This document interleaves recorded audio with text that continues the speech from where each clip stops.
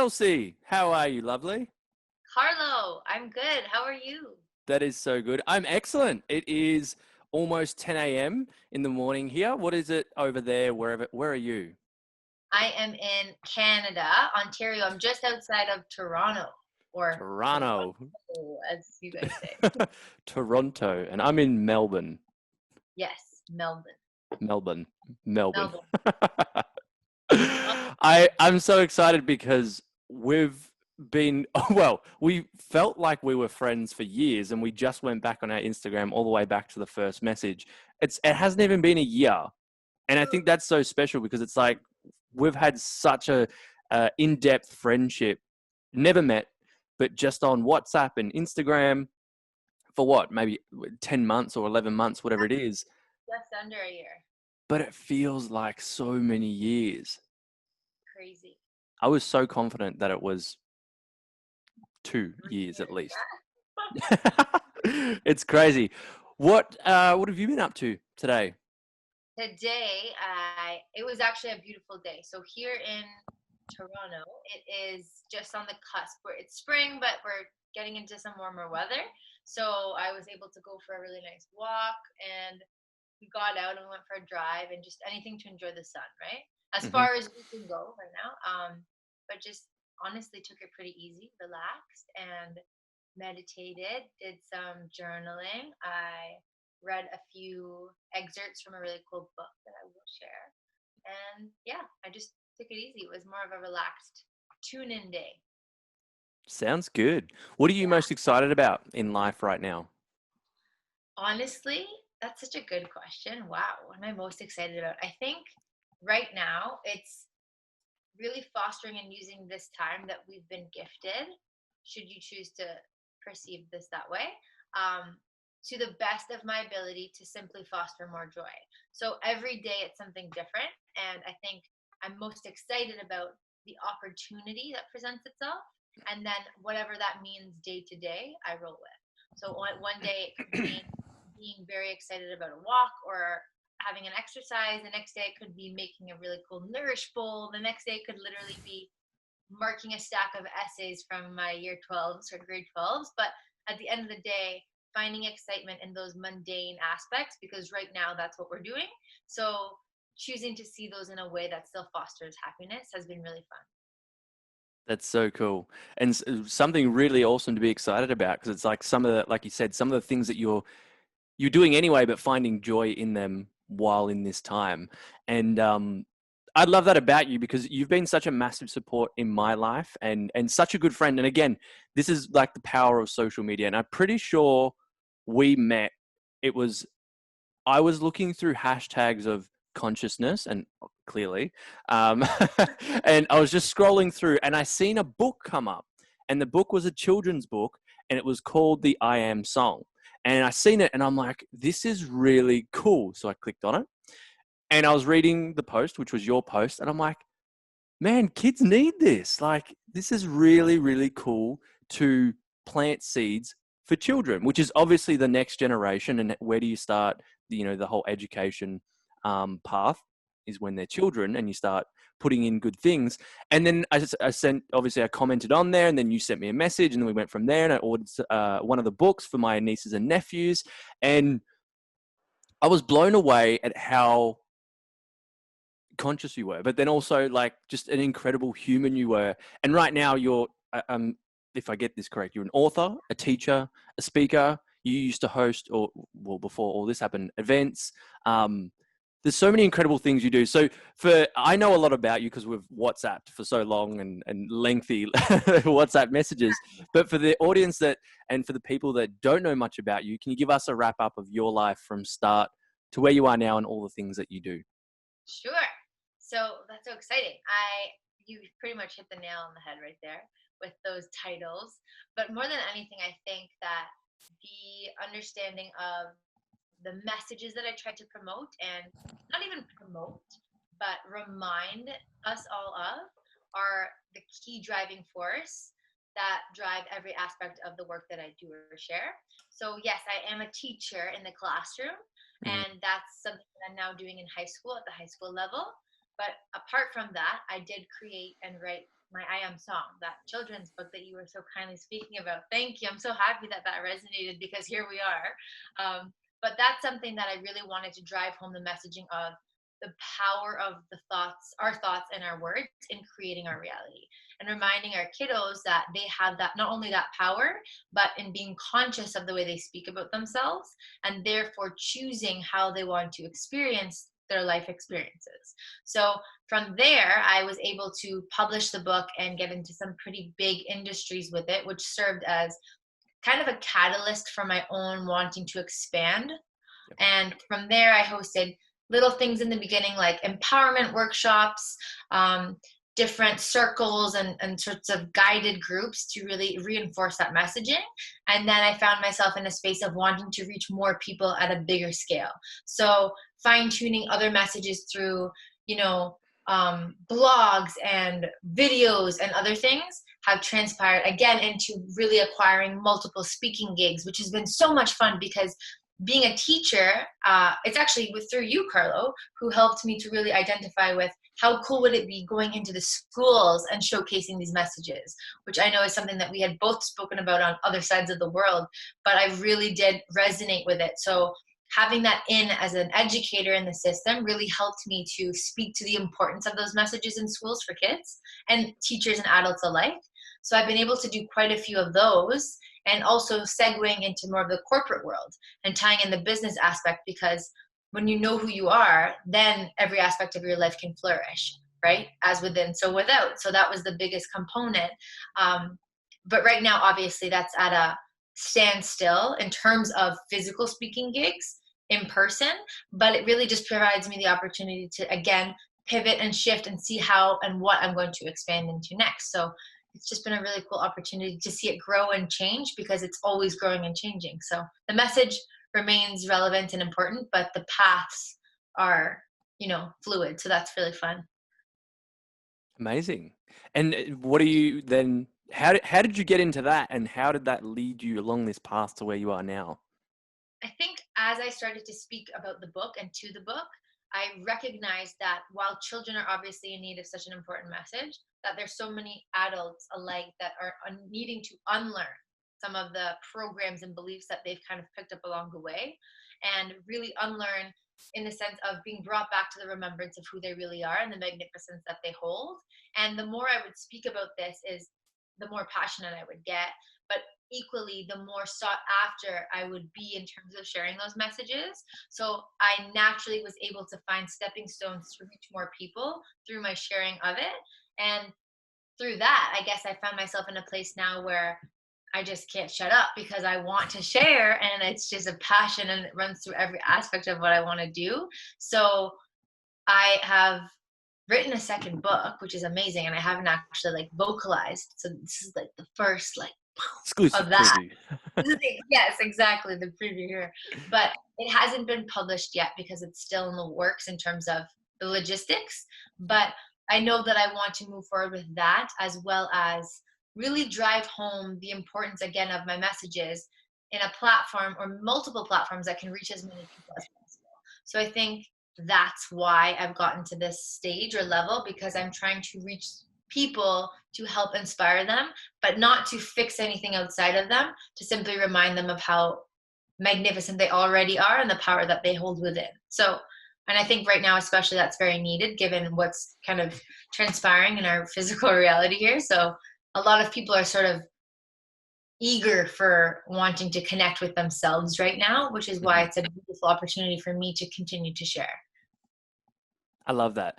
How did you get on this path? Like, have you always been like, I'm an educator, I'm conscious, I am. So were you speaking good about yourself, or was there stuff in your past that kind of what led you to go down this path? Well, I've been very, very fortunate that I've grown up in a very supportive and naturally spiritual family. So we've all really supported each other in that way. But I've learned a lot from both of my parents. And in the later years, my mom, particularly, um, with my sister and I, she really holds a knowing of who she is on a level that is transcendent of doubt and fear. Although obviously as humans we experience those things in different aspects. I mean, on the deeper level, she really knows who she is in terms of her power. So her being a conduit for that and a conduit for so much love in our lives really helped us awaken quickly at a young age to the remembrance of who we are, because again, it's not like we've learned it, but more so that we came and thought, oh hey, I remember why I'm here, I remember what we're doing here and what we're supposed to be doing. So it was one of those, and I think from that I just continued to empower myself and foster that knowing within myself. And it was just a practice that, when you start out, you just, like I said, you remember the truth of it, but again, it's practicing. And in order for, I heard a beautiful quote that would fit beautifully here, but better explained, in order for knowledge to become wisdom, it needs to be integrated and practiced. So it's not so much just soaking in the information, but it's putting it into the practice of your own life and making it relevant to you, that really, really transmutes that into the wisdom of understanding why that power is so relevant. So I think that's been the practice of it. And then with teaching, I've known that I've wanted to be a teacher since I was lining up my stuffed animals in front of the chalkboard. I don't know. And then I think that really transpires into the work I'm doing now, because regardless if I was in the classroom or not in a conventional way, I know that teaching and speaking and sharing is a natural part of who I am, because again, I want to help and awaken as many people as possible to expand their consciousness and remember how truly amazing they are. Expand your consciousness. You're Dowdy? Yes. We used to send each other those videos, but Yes. it's so relevant. I say it as well, and then every time I say it, I'm like, it just Okay, yeah. reminds me of how he says it. But that's so awesome, and like I think that that's so inspiring that teaching per se is, I guess, yeah, quote unquote, is like one of those like, normal jobs. Like it's an, Yeah, you no, know, seriously. being a teacher is you're, and we've spoken about this before, like you're in a system where you can't really control a lot, but you can also do something that you're really passionate about, but also plant some seeds along the way. And for you to be able to go, I don't have to just do this. I can create a book. I can create events. I can be a speaker and bring in more consciousness and more tools and more tips to Right. kids to expand their consciousness.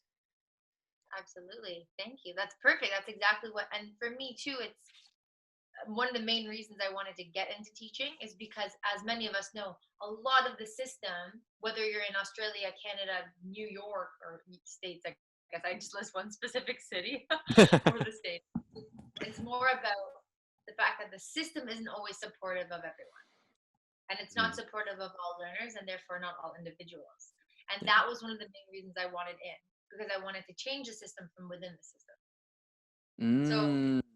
for me to be able to bring in what I know and love, even if, like you said, I'm planting seeds, those seeds are going to grow into individuals that still understand the greater picture and the micro of really who they are, and then can continue to plant seeds and it grows from there. So for me too, it's about fostering that within these students, within this community of people. And it really allows me to, yeah, I'm passionate about English and I like to help with academics, but that's not why I got into teaching. The same way that the book isn't about the fact that I want to promote kids reading, although that's an amazing aspect of it. It's just how the message was channeled through. Yeah. So yeah. Yeah. So you released the book. Like, tell us more about the book. Like, I Am song. Um, yeah, you did mention before, like why it's so important, but why do you feel that that was a message you really want to get across? I think more than anything, when you understand the power of those words, I am, you recognize that they are used in a mundane aspect, but those two words, I am, are literally the two most powerful words in the universe because they hold an energy of creation. So, what you place after the words, I am, you are literally creating around. So, when you say something like, I'm sad or I'm angry or I'm not good enough or whatever it may be, that's often heard from a young age based on beliefs that they've been picking up on that aren't always and most likely aren't their own. They're still creating around using these two words to then create more of. So, in drawing awareness to be more conscious of the fact that these two words are helping and aiding in your creation, it's, well, what do you want to create?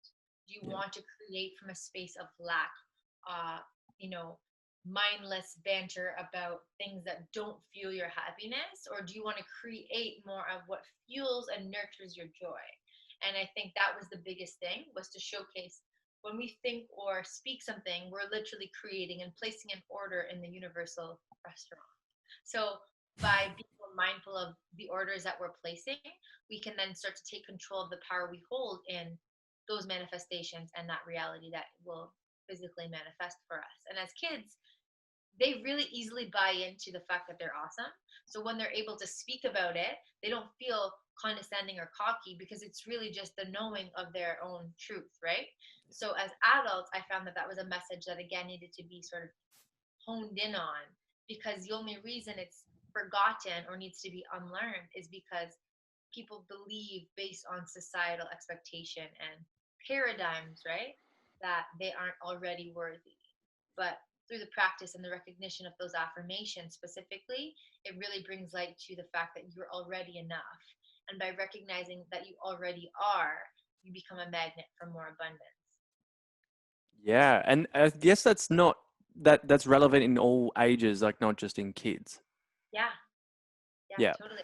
That's why it's a kid's book, but I've shared this message with seniors. I've shared it with high school students. I've shared it with, corporate world lawyers. Like, it really just, it's a message that ranges through and true, regardless of age.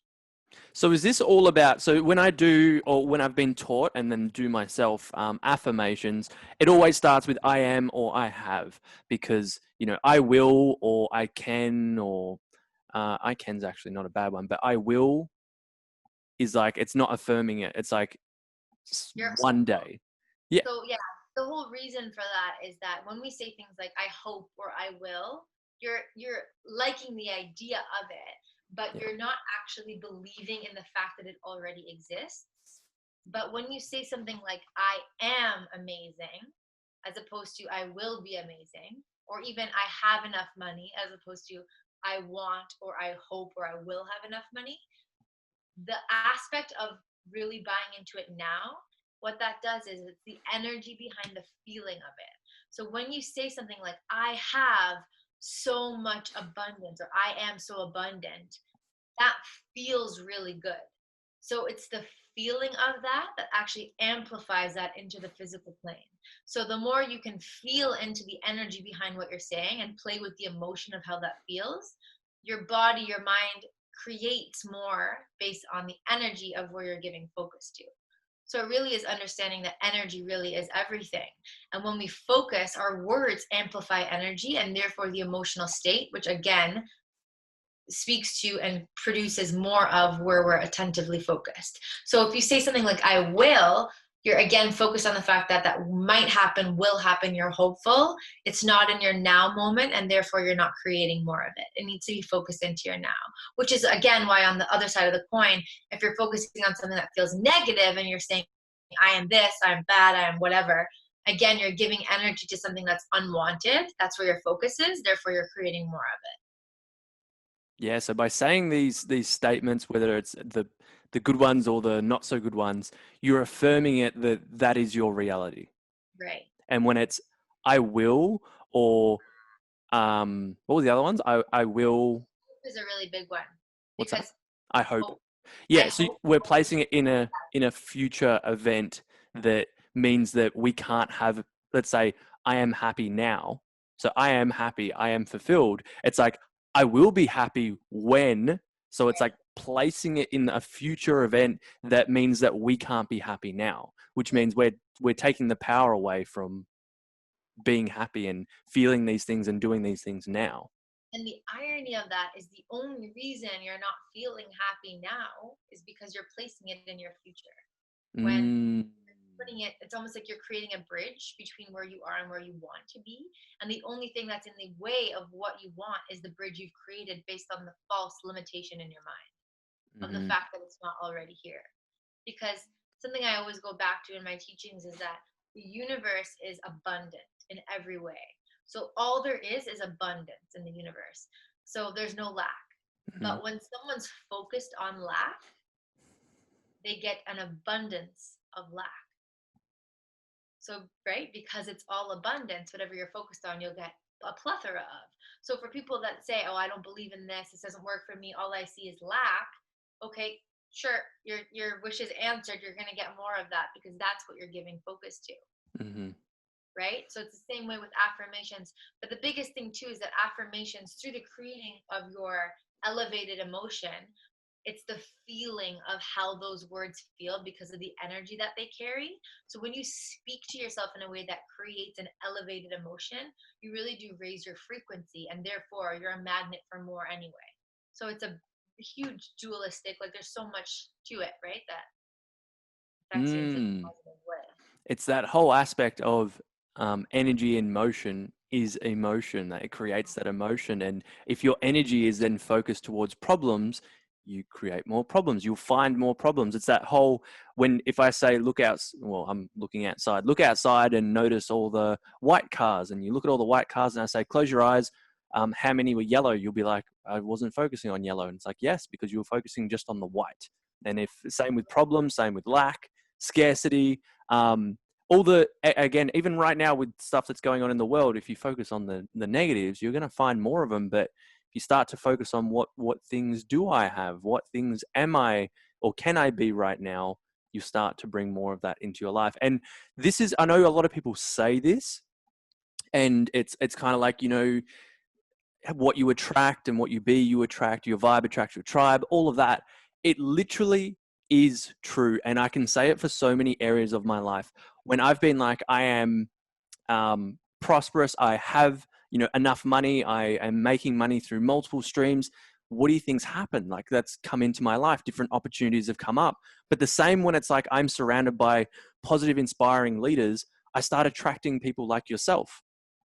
Coincidence? I don't think so. Like, it's just the people that I'm connecting with, the life that I'm living is stuff that and I've been like, I wasn't always writing affirmations or journaling, but when I started tapping into that with my first coach 2-3 years ago, it literally is, I've been able to create the life I want, but it was creating the feeling of, I am that now. Like, I'm worthy of it now.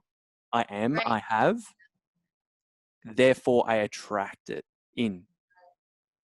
Which is why, too, people often use visualization as an aid in calling in, creating, and sometimes intentional, sometimes not. That's why people ask, how do you manifest? We're always manifesting. We are Hmm. magnetic beings. We're always creating. It's just about being conscious of what you are creating, right? So Yeah. with visualization, when people visualize certain things, what's really happening is your brain and your body don't actually know if what you are visualizing has happened right in your past, if it is going to happen, or it's a potential, or if it's happening right now. So if you picture something, let's say you had a really bad day last week, kids at school were bothering you, people at work were annoying you, or you had a bad bout with your landlord, whatever it is, you are picturing the negative aspect of how that played out. What you're doing is you're actually giving attention to the energy. You're feeding the energy of what already happened into your present moment. And by doing that, again, your mind and your body don't know that it's already happened. It Hmm. just recognizes the energy that's flowing through you right now feels dense and heavy. So therefore, that's where your vibratory field is focused. You're creating more of it, but it's also keeping you in a denser emotion state, which is why, again, on the coin flip, when people use visualization to call in and create things that they want, they visualize winning the lottery because the feeling of it is so exciting. So the reason visualization is so important is because you're embodying how that feels, or how that might feel right now. So the energy of winning the lottery is exciting. So you're embodying the excitement now. Therefore, you're raising your frequency to be a match to call in what you're trying to create. Watch everyone right now. I have won the lottery. Yeah. You're going to text me later and be like, holy crap. Yeah, look what's happened. So, if someone that's never delved into this is brand new for them in terms of I have, it's language, like why it's so important. If this is brand new for someone, where can they start, or how can they start shifting into a more creation, um, a creative language rather than a I don't know how to describe it. Yeah. What would be the Almost, difference for almost you? less demeaning, right? Because Yep. it's often demeaning when it's about ourselves. And it's Hmm. easier to give someone else a compliment than to compliment yourself, for especially if you're starting off in a place that's more used to or accustomed to negative self-talk. So I think the biggest advice there would be really just take a moment throughout your day, take multiple moments throughout your day to be mindful of how you speak to yourself. So first and foremost, become the observer, because when you're in that observer mode, it's almost like you're sitting up here in a bird's eye view watching the way you speak to yourself. Hmm. And then you can realize that the minute you're able to watch, that's not you what's going on down there. You're the observer. So that separacy allows you to say, oh, well, I can change that. So when you observe and you hear yourself say, oh, well, I don't think I'm good enough for that, I can't do that, as opposed to judging it and being like, oh, well, I'm not supposed to say that. So here I go again. There's no judgment. You just recognize that it was there. And by the recognition of it, you can then start to shift it by something that feels better. Because we know that when we speak to ourselves in this way and we choose negative words, it's out of a pattern or a habit. It doesn't actually feel good. It's just something cyclical that hasn't been broken because there's been no recognition of it. So by now choosing to see it for what it is, you can start to shift by choosing something that feels a little bit lighter, but also just saying to yourself, okay, I didn't think I would be good enough for this. I just caught myself saying something that doesn't feel the best. What might feel a little bit lighter? And you don't have to jump straight to, I'm going to be amazing at this, because perhaps you don't believe that fully yet. So, by forcing yourself to believe something that isn't really there yet, there's also resistance around it because you don't buy in. So, shifting it to something that feels more incremental and lighter, like, well, perhaps I'll try it and it might be all right. And that feels a little bit lighter than I can't do this. And then from there, well, I think I'll be pretty good at it, and then eventually getting to I'm kick ass, right? But if you jump from one to the other in a state of resistance, you're going to create more resistance. So it's just reaching for the thought that's a little bit lighter. And from there, you'll be able to elevate your emotion and therefore raise your frequency to a level that really does support that more nurtured state of a higher vibration. And that's when we start to shift, like you're saying, from lack, from negative emotions, from all those things that you're stuck in, into a different state of consciousness, but also state of feeling. Yeah. And that's why the biggest thing is to check in and see where you're vibrating at, like where you're operating at in terms of frequency. You have to do two things: pay attention to the way that you feel, and pay attention to what's manifesting in your life, right? It could be little things like you get a ticket, you spill your coffee all over yourself, you're late for work, right? Those little things are little nudges from the universe reminding you, hey, you're not really creating from a place that's fostering your joy. So we're sending you these little signals, not to piss you off even more, as a wave, right? To say, hey, pivot to something that feels better. But when you get really good at it, you don't have to wait for those things to manifest because you're tuned into how you feel. And you can say, hey, I'm feeling off today, or I'm feeling resistance. That's just showing me that I'm creating from a space that my perspective could be shifted into a different light, because it always comes back to the way in which we see things. And Hmm. that's why that perspective really helps the way we speak about ourselves and to ourselves. Yeah, and I think that, for me, when I hear this and when I first learned like these sorts of things, I'm like, damn, I wish I had learned this when I was a child, and how much more empowering that would have been. But it's like, no matter where you're at when you're listening to this, whether you're in your teens or whether you're in your, 50s, I've had someone that's reached out that's in their 60s actually that listens to the podcast. We can always start now and start creating a different life for ourselves based on how we talk to ourselves and the language we use. Because I know, like, I got stuck in saying, I will and I hope. And I thought it was good because it's like, but I'm saying something positive. But like you were Right. saying, it's actually like kind of counterintuitive. And that's the thing. It's not necessarily to say you should never use those words. For example, Yeah. if someone's telling you, like, oh, your goal is to publish your book, you might not do that. And you say, no, I will. That's still a very positive aspect because you're affirming the fact that that's something that you will do.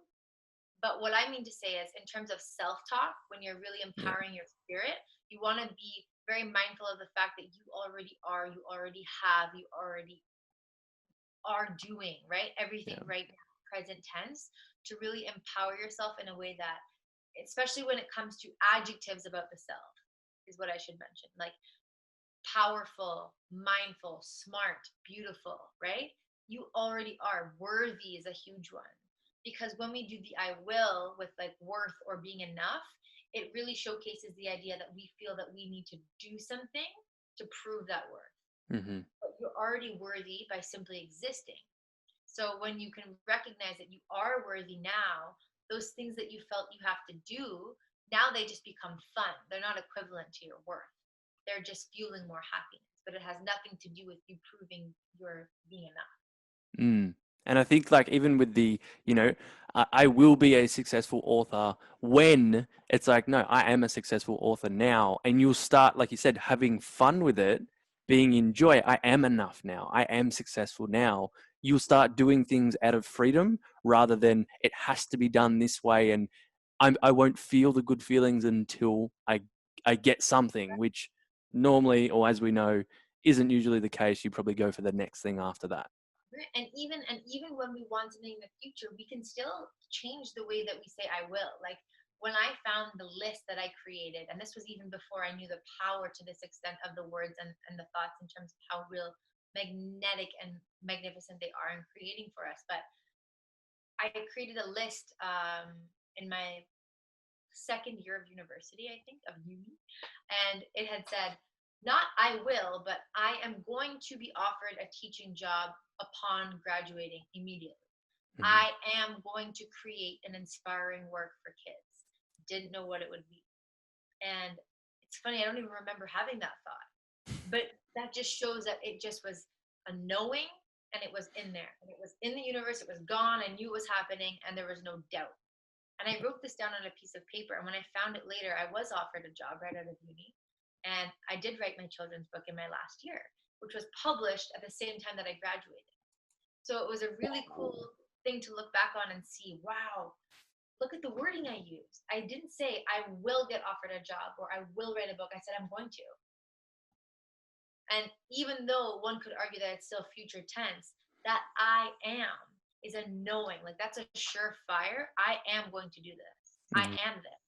So the conviction that comes with those words, I am, it's less about them being more powerful in how they look. And it's about the energy behind these words. Because, like I said, everything is energy and certain things hold amplified energy. And the words I am is literally creator energy. So Mhm. that's why those words are so important to be, consciously aware of how we're using them. Yeah, and it's such a powerful shift of energy. And your latest Instagram post at this very time is good things are coming, and then coming has like a slash through it, and it's got here. And that's another thing of like where I've seen that and where this is coming into resonance is like it's here now. And when you Yeah, believe that, you then attract more. If it's like it's coming, we're still, and I think a recurring theme we're talking about is if we place it in a future event, we're stealing from us feeling good now. absolutely. And the And we thing could, too is when you say that something's coming. Oh, good things are coming. Yeah, that's good. That feels good. But that also shows that you're kind of in lack. yeah. Because if you're focused on good things coming and you need that, that shows that what you have right now you don't feel is enough. Mm, Because good things are coming. They're coming. So what about the good things right now? Good things are here. They're already here. It's just about again shifting the perspective to see the good in all. hmm. Love that. We could go on such a rabbit hole on just that topic, but I love it. Would you say you're living your purpose? Yes, I think, and this is a very interesting topic because I think that many people see purpose in a different light. But for me personally, purpose resonates with the idea of living in love and living in joy. And for me, I think that we're all living our purpose when we feel good. And the idea that we have to find our purpose or strive to uncover what our purpose is on this journey really keeps people from living their purpose because they think that their purpose is outside of them and they need to attain or find this purpose. I'm supposed to be a speaker, I'm supposed to be a dancer, I'm supposed to be a coach. But really and truly, those are just pathways to expressing yourself. And that's beautiful. But your purpose isn't a job. Your purpose is the feeling of joy and love that you carry in every moment. And because I feel that and I know that, then yes, I'm living my purpose. Does that mean that it's stagnant to one avenue? No, it could change tomorrow, and it's changed many times. The delivery and the methods and way I share myself or my messages are, oh, it's always changing. But I think in terms of living a purpose, purpose comes from feeling, and I feel amazing. So I think yes, I'm living my purpose.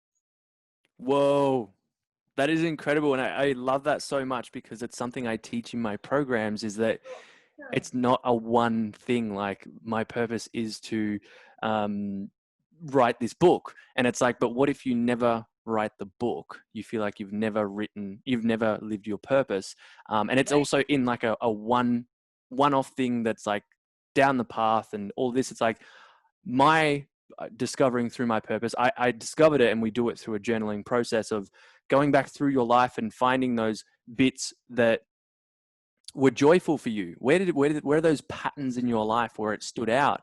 And for me, it was always about connection and helping people be empowered and inspired. And I loved connecting with people and allowing them to be seen and heard. So now my purpose is, or what I feel my purpose right now, my dharma, you would say, is to help people connect with themselves so that they can connect with others through their purpose.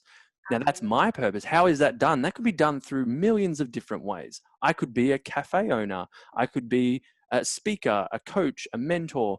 I could write books. I could do meditations. And that's why I do so many things. And people go, aren't you supposed to just do the one thing? And it's like, but they all bring me joy and they all align with my purpose. They might change. If I'm a coach one day, what if I don't align with that in 12 months?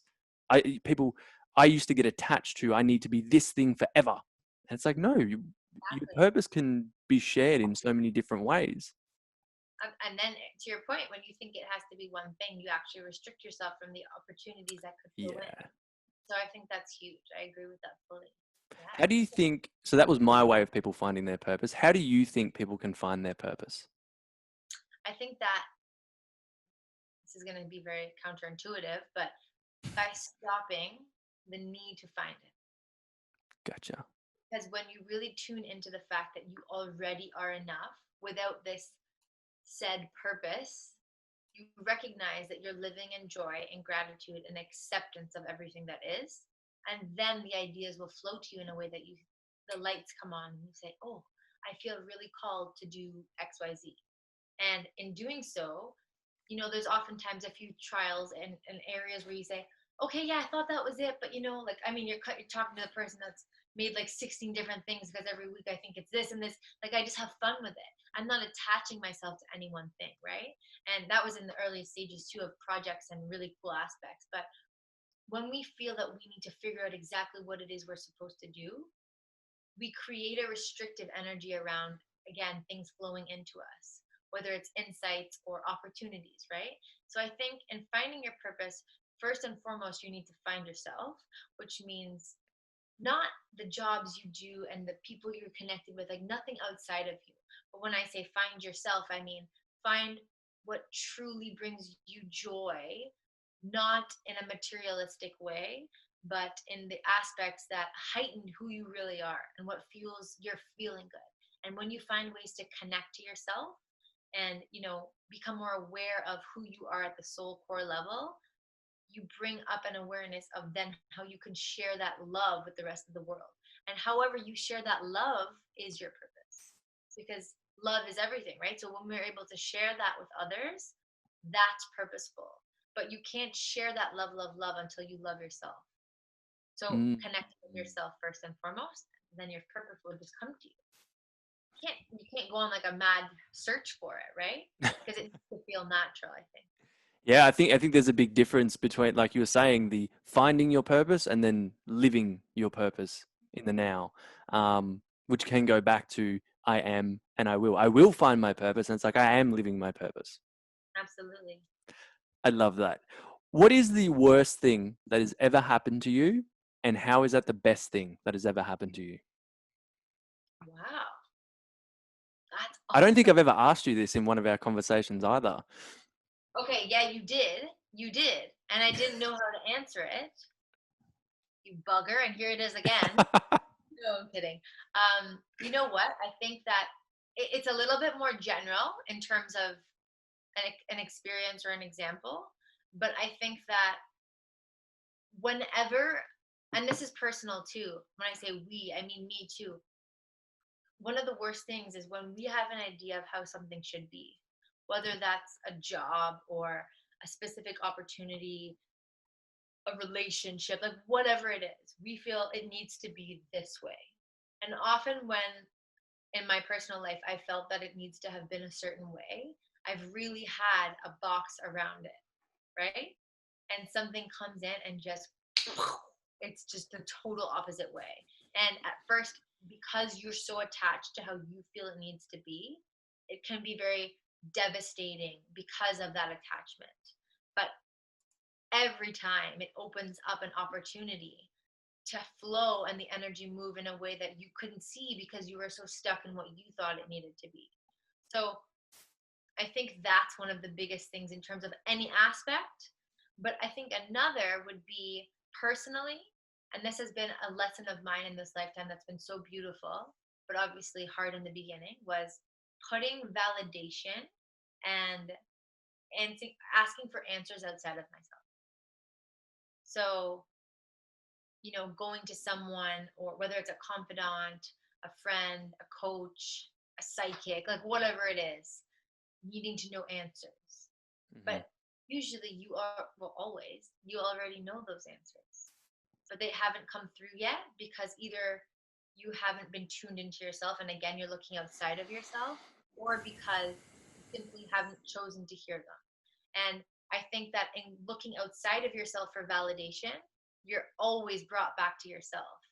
Yeah. And for me personally, it was through asking for validation and receiving an answer that was like, yep, this is it. This is how it needs to be. And I so didn't resonate with that.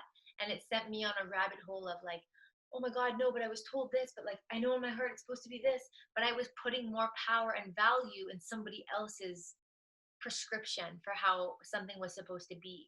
And it created a really restrictive, fear based way of being until I was able to be brought back to my heart and realize nobody knows but me, because nobody can tell you your choices, your journey, except you. And that's why resonance and deciphering is so important. Because anytime I even post a video, I'll say, like, if it resonates, then amazing. And if it doesn't, then leave it, because you know what resonates with you. And when you try and put your power in somebody else, that's never going to work, because it needs to come from that resonance within your soul. And I think that was one of my biggest lessons. And at different times it came through in ways that were, it was fearful, because it was, well, that's not what I know that I'm supposed to hear, but I guess I'll do it because they told me. Like, what? No way. But it always brings you back to your heart. And I think I've, through that lesson, it's been the most empowering, because although trying at times, especially in the beginning, coming becoming more aware of the power that we hold in creating, but also in the knowing of who we are, is the most amazing, because then you realize that you are more connected to yourself than you ever could have thought. And sometimes we go through different trivial, turbulent moments to be brought back to the knowing of our connection within ourselves. So everything that's happening, and this has really opened up my expansion to being the best thing that's ever happened to me, because it's reminded me in every moment that everything that happens is aiding in our expansion. So it's here not just as a lesson, but it's here to bring us back to a bigger, heightened state of who we really are at the soul level. So it's just been amazing that way. Yeah, I know that was a very loaded answer, but I hope it still provided some insight in terms of what I'm trying to deliver. Yeah, amazing.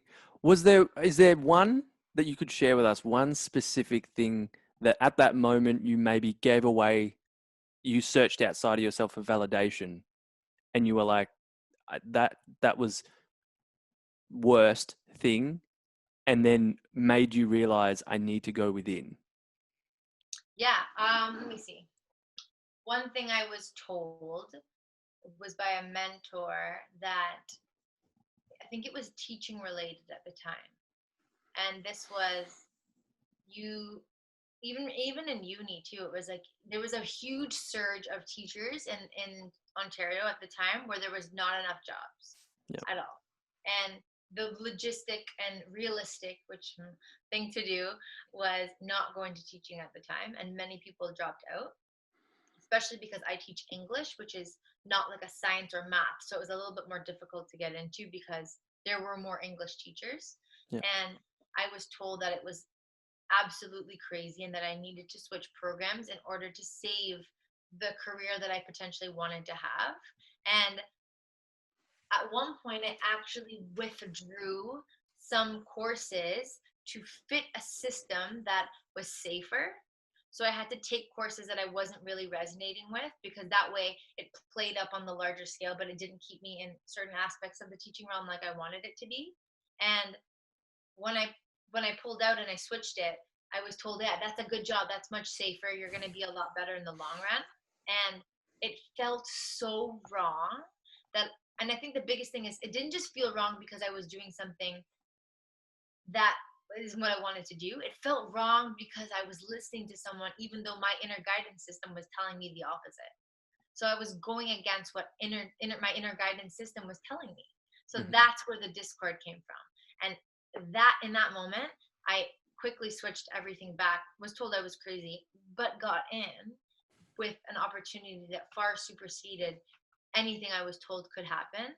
And that was because I listened to my guidance system, but was also paired with the knowing of I am doing this. So again, with the affirmations, right?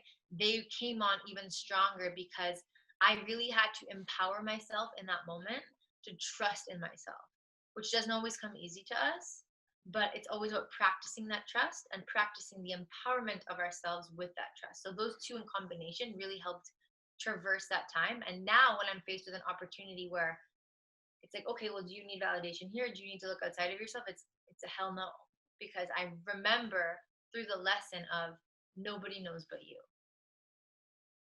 I love that so much. What is the best advice you've ever been given? Ooh, uh, be comfortable with discomfort. Be comfortable with the Mm. uncomfortable. Find comfort in discomfort. That's what it is. Yeah, that was the best advice. How have you found comfort in discomfort?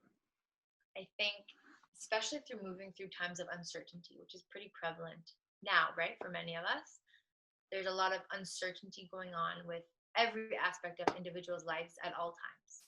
And again, when we try to be in control and micromanage what will happen, we feel that we have control, but we never have control. We just have anxiety. So it puts us in this place of thinking we have control, but it's illusionary because it's just the idea of us feeling that we're in the driver's seat. But when we can start to become comfortable with the uncomfortable aspects of the unknown, we start to again trust. And I think that anxiety is particularly present when we're not trusting in ourselves and we're not trusting in the unfolding of our lives. So when we're able to sit back and trust in the idea that it's going to flow and play out in the perfect way that it's meant to, we start to become okay with the feelings and the emotions that arise on the way to or throughout.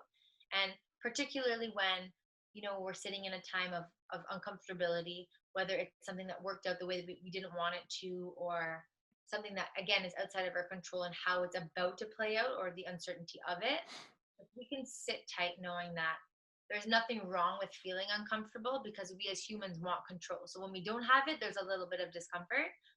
By judging that, we create a stifled feeling around it. But in the release of that judgment, I feel that it's been very, very uh, more easily able to traverse those feelings. So you invite in more joy through the acceptance, because acceptance is that neutralizing effect of peace and brings in more calm. So you neutralize the anxiety, you traverse that fear, and you start to settle into that uncomfortability. And therefore, the discomfort really does subside. But you have to be comfortable with it. Because if you go, no, no, no, I don't want it, I don't want to be uncomfortable, you're not embracing it, and therefore that restricting feeling creates more resistance around it, and what you resist persists, so it feels Mhm. worse. So you just have to kind of throw your hands up in the air and say, all right. But we don't always go at first. We go kicking and screaming sometimes, which is okay. It's just however we get there. But once we're able to settle in, it does truly transmute. And I think an important thing to add on to that is that you're not always going to feel comfortable in those things that you really want to do or where the growth is. So for me, I speak on stage, and when I speak on stage, people are like, "Are you so confident? You feel so like you own the stage, and like you know what to say, and you don't like you look confident and comfortable up there." And I'm like, yeah, but no. I always was like, I want to be confident and comfortable in all of this. I always get nervous before any talk, Yeah. before any live video, before any of that. And it's like, I know that it's there, but I know that it's like, you don't have to do this. What if you stuff? It's all those things, but I go, that's cool. I'm going to do it. Because if we give in to those things, I would never have got on stage. I would never do a live. I would never do a podcast, because it would be like, I'd give into the uncomfortability. But I know that's where the growth is. If I keep doing it, it'll become more effortless. Still uncomfortable at times, But you but more don't judge. effortless. You see it and you recognize the discomfort's there, and you see that it's there because your ego is just trying to protect you. Your ego is saying, oh, remember, you don't feel good when you just gives you butterflies, it feels weird, but it's just trying to protect you. That's its job. So Mm-hmm. you don't judge it and say, oh crap, why is this here? But instead it's a, that's okay, thank you for trying to have my back, but I'm good, I'm going to do this anyway. And when Mm-hmm. you step through, the discomfort isn't heightened anymore. It doesn't hold the power because you Yeah. recognize that it's within yourself. Absolutely. Awesome. I love that so much as well. And it's so important, because I think a lot of people like to be like, I need to be comfortable with, like, again, this future projecting. I need to be comfortable before I do it. And it's like, uh-uh. You You'll do anything. yeah. You have to feel that uncomfortability, not judge it, but go, I'm going to step through this. Yeah, big time. What is, or what advice would you give your 16-year-old Kelsie? Oh, so cute. I think I would say just breathe because you're exactly where you need to be and you're doing exactly what you need to do because every choice that we make is the right choice. You can't go wrong. There's no predestined plan. You're a co-creator with source and you are creating based on everything that your soul needs, knows that you need in every moment. So you can never be wrong and you can never be done. So just to breathe, knowing that everything is unfolding in the perfect way. And by trusting in that, you really just release that need to fear anything outside of you. And you can kind of just settle in and be comfortable with all aspects of it. So I think that would be the advice. Would 16-year-old Kelsie listen? You know what? I think so. I think that at first I might be, well, are you sure? And like a little bit more analytical, like we all can be at times, especially in those teenage years. But I think that it's easy for me to say now in retrospect. Yeah. But I think at the time I would listen because when, again, I was very fortunate to be in a spiritual family that way, my mom would speak to us that way. And although at first we may have had questions, we were very understanding of the resonance of that because it's less about what's being told in terms of the words and more the feeling of that message is so resonant Yeah. that I feel that, at least for me personally, I would understand the significance of it. Mm. What does it mean to be conscious?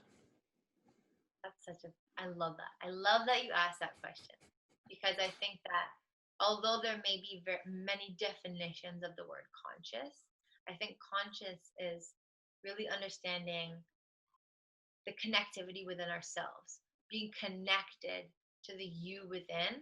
And then, like you said in your purpose, is fueling that connection to the collective and recognizing too that consciousness is oneness. Like we are all one.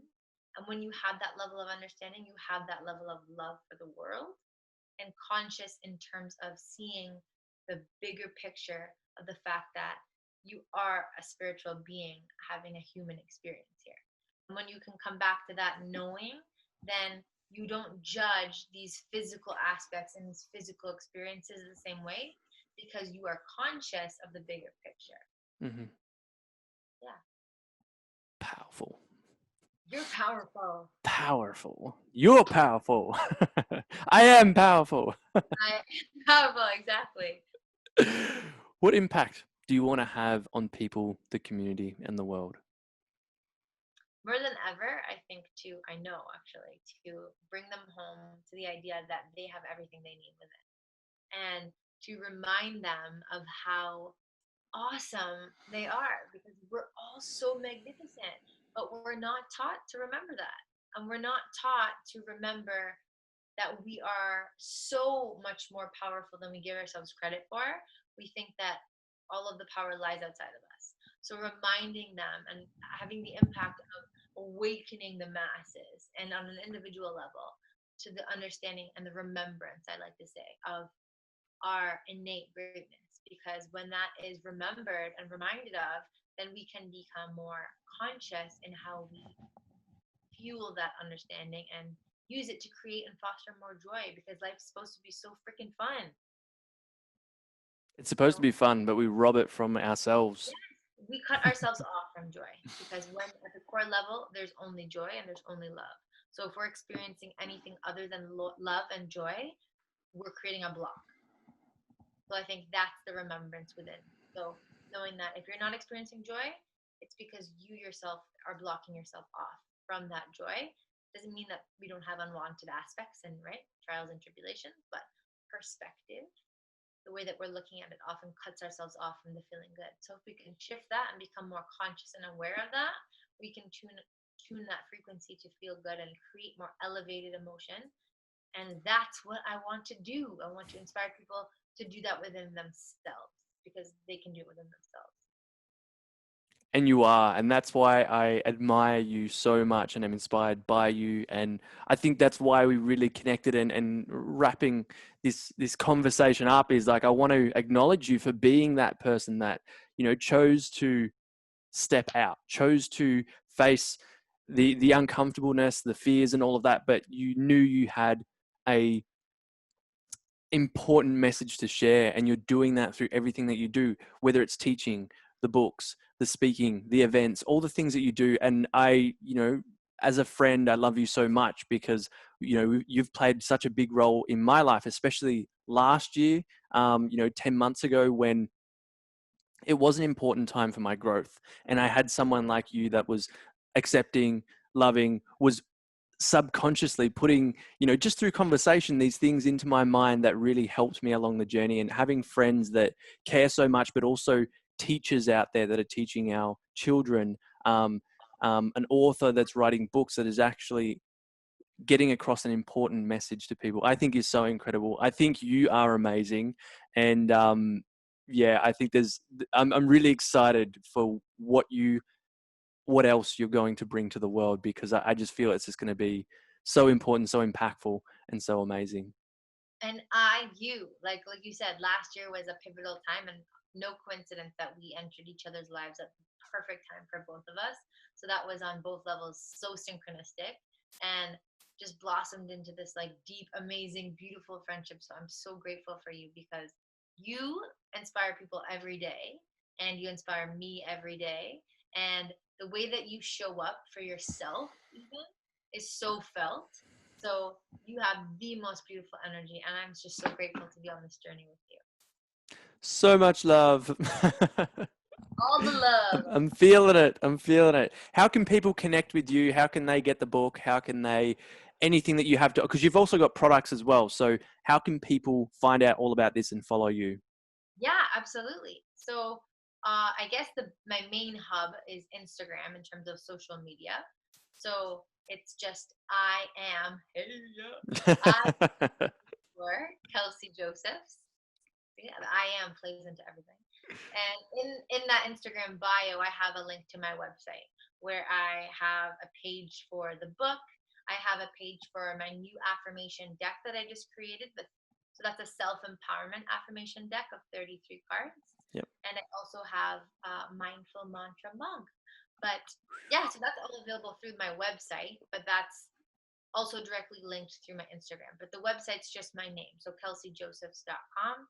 But I would love to connect with everyone on Instagram, because that's where I hang out on social media most of the time. And I think that's a cool space as I share videos there and different, empowerment messages. And it would be awesome. That's amazing. And I think that, if anything in this has triggered you, inspired you, or shifted a mindset within you, or given you something to implement in your life, a realization, definitely screenshot, share this on your social media, tag Kelsie, tag myself, or reach out. And, the reason for me is why all this happened of us having this friendship from a hashtag, literally searching up a hashtag. I didn't know who Kelsie was. I seen something that stood out to me, and then it resonated. And then I was like, I'm going to leave a message because this is really cool and I'm going to say this. Me reaching out started something. Kelsie didn't have to respond, but she did. And Messaged you. Like I didn't even just respond. I think I yeah. messaged you and I was like, "You're awesome." Like And that's where it starts, guys. If something stands out to you, especially in this conversation, whether it's something from me or from Kelsie, reach out, because you don't know where that's going to go to. Even just the fact that you're sending that out there is such a good energy to someone. And yeah, you never know where it's going to lead to. I never knew it was going to lead to an amazing friendship, collaboration on certain things. We were going to do like a world tour of events, but we can't travel at the moment. And even coming on the podcast, and there's so much more things I'm excited that we're going to work on. So do those things, leave a review, reach out to Kelsie because she's awesome. So follow her stuff. And until next time, take care, everyone. thanks Peace. so